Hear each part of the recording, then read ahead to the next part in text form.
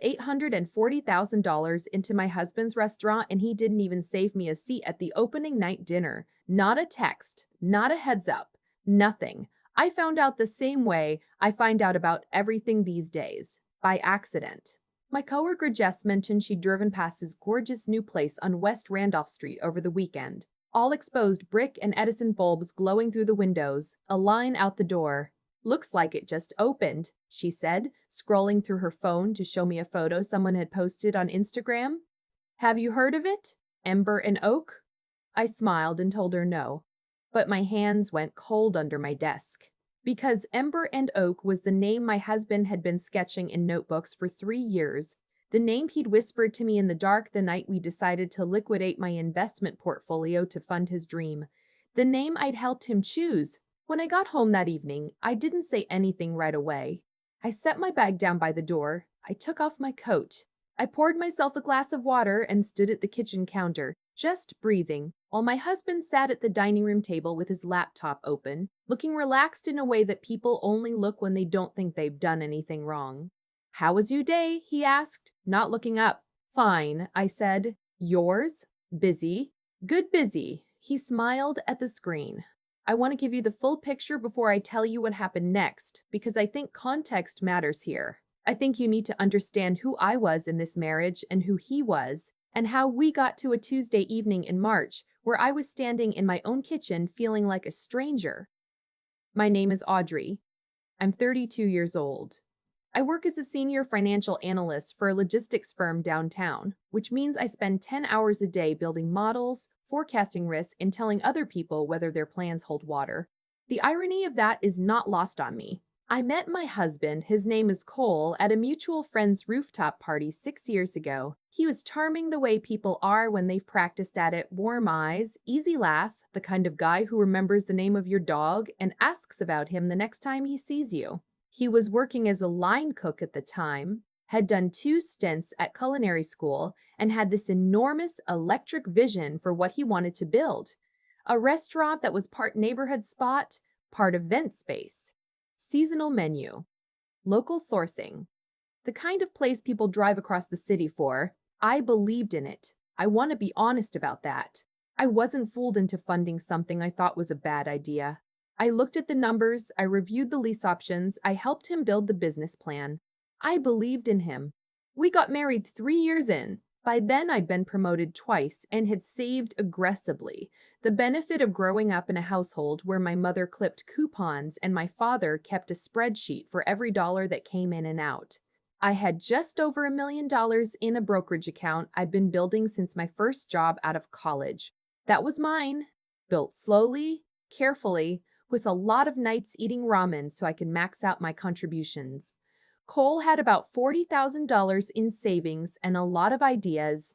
When the restaurant concept became real enough to require actual capital, we sat down together and made a plan. I would liquidate $840,000 of my portfolio. He would contribute his $40,000.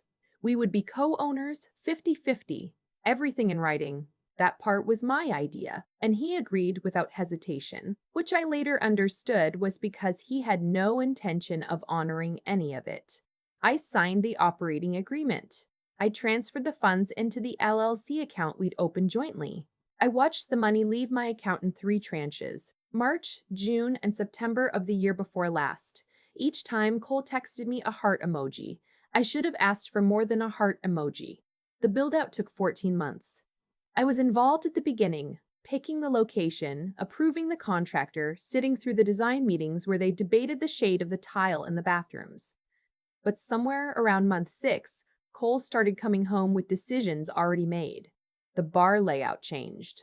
The private dining room I'd specifically wanted for the revenue potential got converted into what he called a chef's creative lounge. When I asked about it, he said the contractor had advised it, and he hadn't wanted to bother me while I was dealing with a big project at work. I let it go.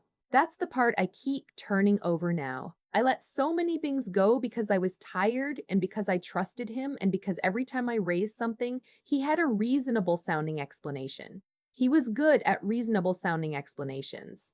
The months before opening, I noticed I was being included less. Emails from the contractor started going to just his address. The liquor license, the health inspection scheduling, the hiring. I heard about all of it after the fact, casually, over dinner. Once I asked to be looped in on the vendor negotiations and Cole said he'd handle it, that I worked hard enough, that this was supposed to be something he built, and he didn't want me to feel like it was just another job. That should have been a warning. Instead, I found it almost sweet. Almost. Opening night was on a Saturday. I remember because I'd had it marked on my calendar since December. I'd been planning what to wear. I'd been imagining standing in that dining room, watching people eat food we built that space for, feeling the way you feel when something you helped create becomes real. On Friday evening, Cole told me he needed me to stay home. He said it casually, standing at the bathroom mirror, which is where he delivers difficult information, like the distance of a sink between us makes it easier. He said opening night was going to be controlled chaos, and he needed to focus, and that he'd reserved the following Saturday for just the two of us to go in, have a proper dinner, celebrate. He said the guest list was tight: investors, a few key vendors, some press contacts, close family. Close family, I repeated. Just my parents and my sister, he said. You know how my mom gets. I didn't want the night to be stressful. I want to pause here and tell you something about my mother-in-law. She had made it clear, in the precise and plausibly deniable way that certain women have perfected, that she didn't think I was the right fit for her son. Too focused on work. Too independent. Not warm enough in the ways she valued. She once told me, at Thanksgiving, that I seemed like I was always calculating something. She meant it as a criticism.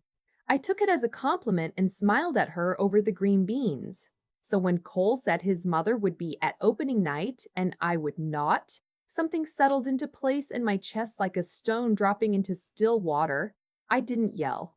I didn't cry. I nodded and said okay and went to bed and stared at the ceiling for a long time. The next morning, after he left for the restaurant, I opened my laptop. I pulled up the LLC operating agreement. I pulled up the joint business account statements, which I hadn't looked at closely in several months. I started going through the transactions. It took me about 45 minutes to find the first thing that didn't make sense: a wire transfer for $22,000 to a vendor I didn't recognize, authorized with both our signatures. Except I hadn't found anything that month. I'd been in Denver for work. I kept looking. By noon, I had found 3 transfers totaling just under $68,000, all bearing my signature, none of which I had authorized. The signature didn't look exactly like mine, but it was close. Close enough to pass a casual review. I closed the laptop. I sat at the kitchen table and I thought about the heart emojis. I thought about all the times I had let things go. Then I called my friend Dana, who is a corporate attorney, and I described what I'd found. She didn't say anything for a few seconds. Then she said, Audrey, don't touch anything. Don't move any money. Don't confront him yet. Give me until Monday. I spent that Saturday night at home in my pajamas, watching a documentary about ocean ecosystems, while my husband hosted a packed opening night at the restaurant I had paid for. I found out later, through Instagram, again because that's apparently how I receive information about my own life now, that his sous chef was there. Her name was Renata. I knew who she was. Cole had mentioned her several times over the past year, always in a professional context, always with this specific quality of casualness that I had filed away and tried not to look at directly. In the photos from opening night, she was standing beside Cole in the kitchen, laughing, with a hand resting on his arm in a way that isn't how coworkers stand. I screenshot every photo. I sent them to Dana with no comment. Cole came home at 2 in the morning, smelling like wood smoke and wine. He was in a great mood. He sat on the edge of the bed and told me it had gone beautifully.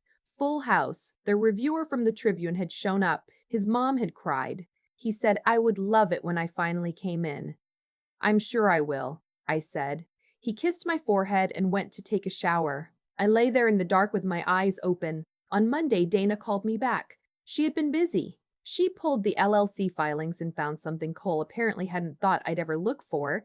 6 weeks before the restaurant opened, he had filed an amendment to the operating agreement, removing me as a co-owner and restructuring the LLC with himself as the sole managing member. The amendment listed a reason: mutual agreement of parties. I had not agreed to anything. My signature on the amend was, Dana said carefully, inconsistent with my verified signature on the original filing. She used the word forgery, quietly, clinically, the way you say a word you want someone to really hear. I sat with it for a moment. What are my options? I asked. She told me. They were significant. What Cole did not know, what he perhaps should have thought about. Given that he had married a financial analyst who spent her career assessing exactly these kinds of structural risks, was that the building on West Randolph Street where Ember and Oak operated was not owned by a nameless commercial landlord, it was owned by a real estate trust. A trust that had been established 18 months earlier, funded with money I had kept out of the LLC, on the advice of a financial planner I'd seen quietly on my own. The trust was managed by a board of two. I was one of them. My mother, who had taught me everything I know about protecting assets, was the other. The restaurant's lease was with that trust.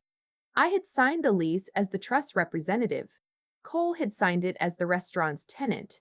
He had not read it carefully enough to notice that the lease contained a standard clause allowing the trust to terminate the agreement with 60 days' notice in the event of any material misrepresentation by the tenant in the formation of the lease, including misrepresentation about ownership. Structure. I am very good at writing lease agreements. Dana filed a forensic accounting complaint with the state attorney's office on Tuesday morning. She sent a formal demand letter to Cole's attorney.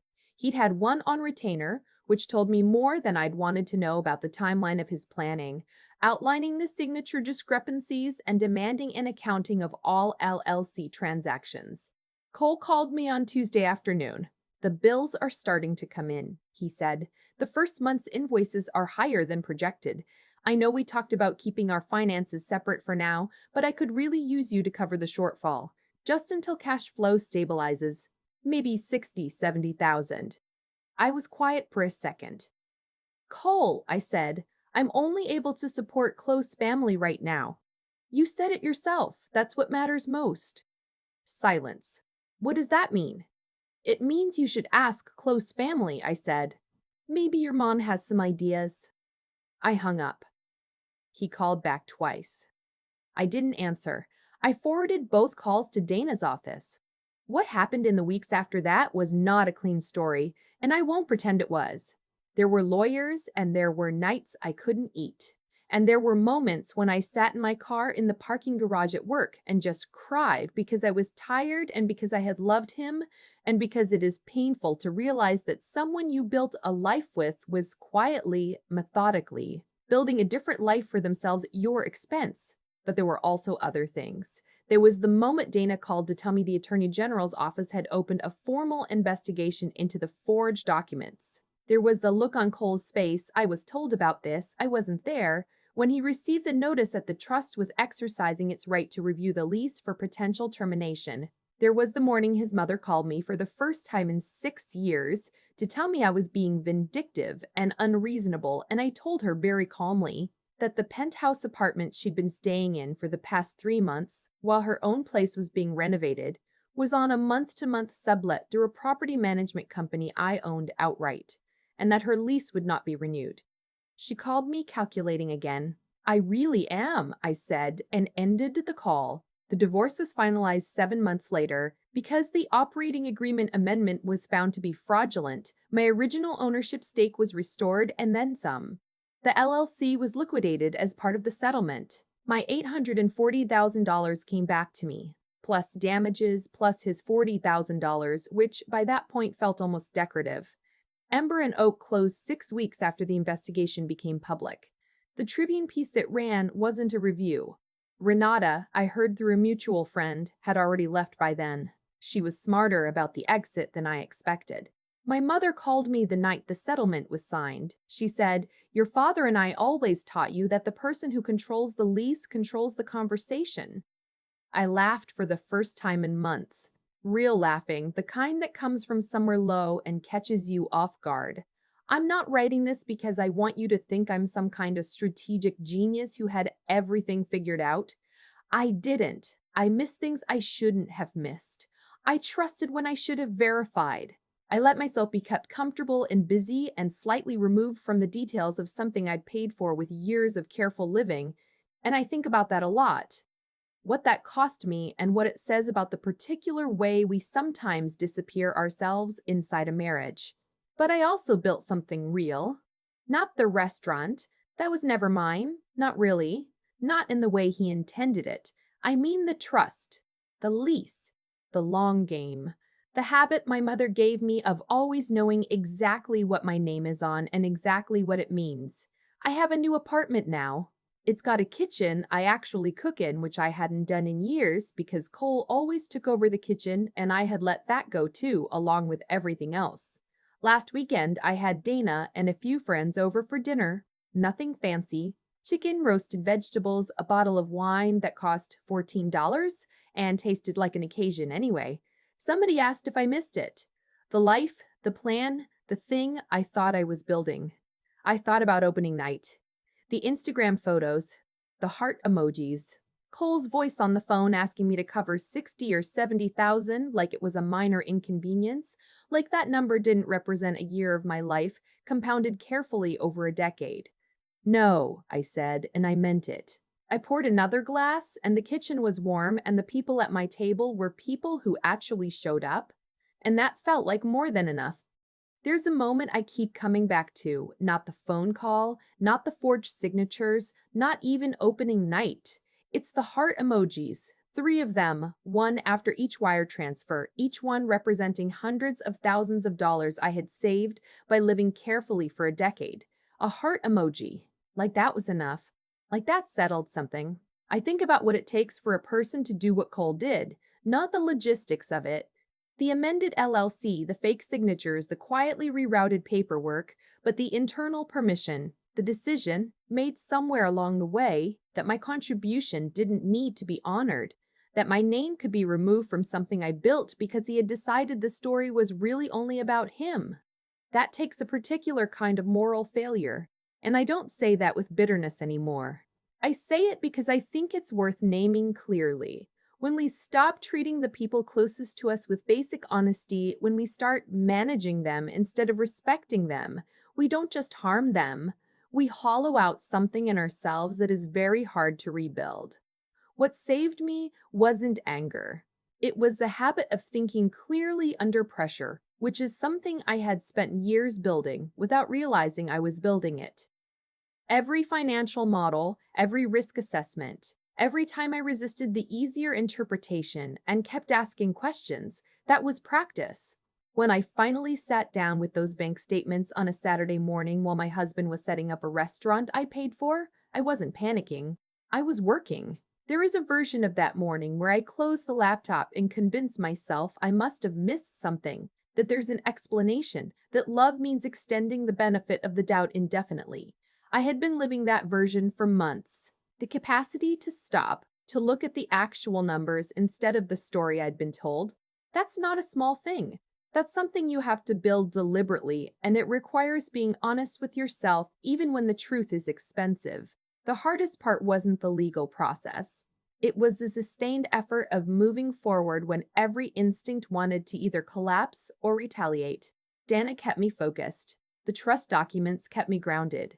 There were weeks when I woke up already exhausted, already dreading whatever the next development would be, and I did it anyway. Showed up to work, returned the calls, reviewed the filings, made the decisions that needed making, not because I felt strong, because the alternative was to stop, and stopping wasn't something I could afford. What I understand now, on the other side of all of it, is that those three things, the integrity to face what's real, the clarity to think through it carefully, and the endurance to keep going when it's hard, aren't separate qualities. They work together, or they don't work at all. Cole had none of them, which is why he needed to forge my signature to get what he wanted.